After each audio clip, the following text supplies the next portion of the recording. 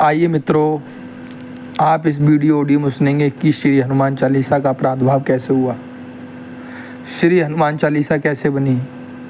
मित्रों, एक समय की बात है, बनारस में मणिकर्णिका घाट पर संत श्री तुलसीदास जी भगवान का भजन कर रहे थे। एक नव युवक युवतियों का विवाह हुआ था और उसके पति की मृत्यु हो गई थी। वह अपने पति की शव यात्रा में आ रही थीं।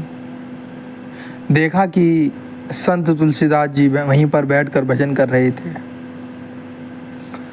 उस स्त्री ने जाकर संत को प्रणाम किया। बोले, बाबा, अभी मेरा विवाह हुआ है और मेरे पति की मृत्यु हो गई, मैं क्या करूं।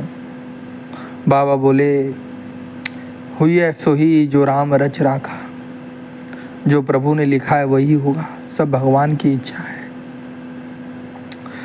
बार बार वो बाबा को प्रार्थना करने लगी, बाबा आप कुछ करिए, आप कुछ करिए, आप चाहो तो सब कुछ कर सकते हो बाबा, आप परम भजनानंदी संत हैं।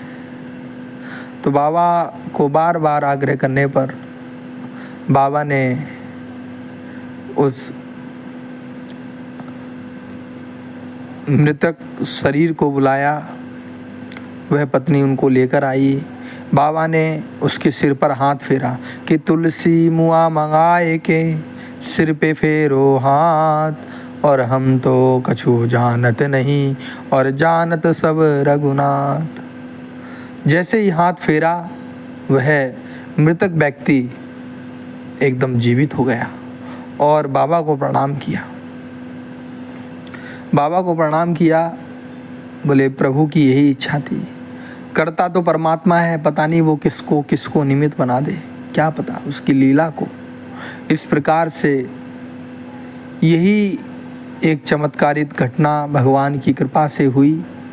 और यह चमत्कार घटना इतनी प्रकाशित हुई कि उस समय राजा अकबर का साम्राज्य था और अकबर तक बात पहुंच गई। राजा अकबर ने कहा, इतना चमत्कारी बाबा है ये, और अपने सेनापति को बोला कि जाओ इस बाबा को बुला कर लाओ। अब सेनापति कैसे जाने कैसे संतों को बुलाया जाता है, कैसे लाया जाता है। वो संत के पास पहुंच गए और संत से बोले, बाबा तुम्हें हमारे जहाँपनाह ने बुलाया है, आप चलिए। तुलसी बाबा बोले, ठीक है, अभी तो नहीं जा पाएंगे, लेकिन उस समय जब कभी उधर चक्कर लगेगा तो हम ज़रूर आएंगे, तुम्हारे जहाँपनाह से ज़रूर मिलेंगे, अभी तो नहीं जा पाएंगे। इस प्रकार से वह वापसी आ गए और राजा अकबर को बोला कि वो हो आए नहीं, मना कर दिया। ये बात राजा अकबर को बड़ी बुरी लगी और अपने सिपाहियों को भेजा। बोले, जाओ बाबा को बंदी बना कर लाओ। जैसे ही संत बाबा को तुलसीदास को बंदी बनाकर लाए, बोले, जो तुमने चमत्कार किया कैसे किया, इसके पीछे क्या रहस्य है। तुलसी बाबा बोले कि मंगल भवन या मंगलहारी, जो परम मंगल करने वाले भगवान श्री राम है, बस उन्हीं की कृपा है। करने कराने वाले तो भगवान हैं, ये शरीर तो निमित्त है। बोले, बड़ा राम राम करता है, चलो। सिपाहियों को आदेश कर दिया कि इस बाबा को कारागार में डाल दिया जाए। अब तो कारागार में डाल दिया। इधर संत तुलसी बाबा ने उस कारागार को मंदिर जैसा बना दिया। उस कठोर सजा को भी साधना बना ली। इधर राजा अकबर फतेहपुर सीकरी गए। वहाँ पर कुछ समय रहे तो देखा वहाँ पर एक प्रकृति ने घटना कर दी।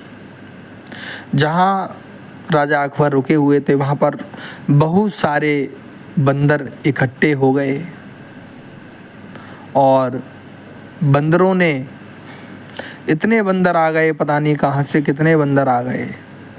कोई रसोई में घुस रहा है, कोई घर में घुस रहा है, कोई कहीं घुस रहा है। इस तरह से बंदरों का आक्रमण हो गया। खूब सारे बंदर आ गए अब तो इतने सारे बंदर आ गए, राजा अकबर को छुपना पड़ा और मौलवी साहब को बुलाया गया। उन्होंने कहा राजा तुझसे ज़रूर कोई अपराध हुआ है, तभी ये प्रकृति का कहर तेरे ऊपर आया है। राजा अकबर सोचने लग गए कि मेरे से ऐसा क्या अपराध हुआ है। सोचा तो याद आया कि मैंने एक संत को कारागार में डाला हुआ है। हाथ को जोड़ा और उन बंदरों से क्षमा मांगी कि मैं उस संत को ज़रूर छोड़ दूंगा, मुझसे अपराध हुआ है। ऐसे ही हाथ जोड़कर जैसी ही प्रार्थना की तो सारे बंदर जहाँ से आए थे वहाँ चले गए। और उस समय राजा अकबर वापस दिल्ली आए और दिल्ली में उन संत को प्रणाम किया। वो 40वां दिन था जब संत तुलसीदास को रिहा करने के लिए राजा अकबर आए, लेकिन संत तुलसीदास जी ने पहले ही दिन से 40 चौपाई और दोहों के साथ श्री हनुमान चालीसा का लेखन कर दिया। उनके हृदय से प्रकट हो गई कि श्री गुरु चरण सरोज रज निज मनु मुकुर सुधार, वरनौ रघुवर विमल जसु जो दायक फल चार। इस प्रकार से तुलसी बाबा ने 40 दिन उस कारागार में रह के अपनी साधना,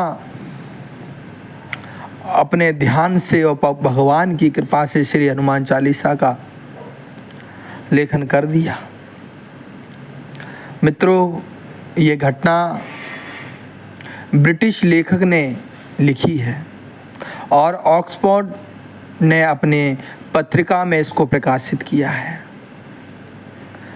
ये बहुत पुरानी घटना है मित्रों, और ये सच्ची घटना है।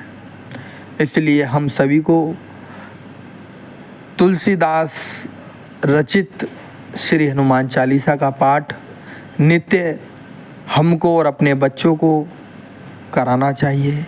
आप सभी को जय श्री राम।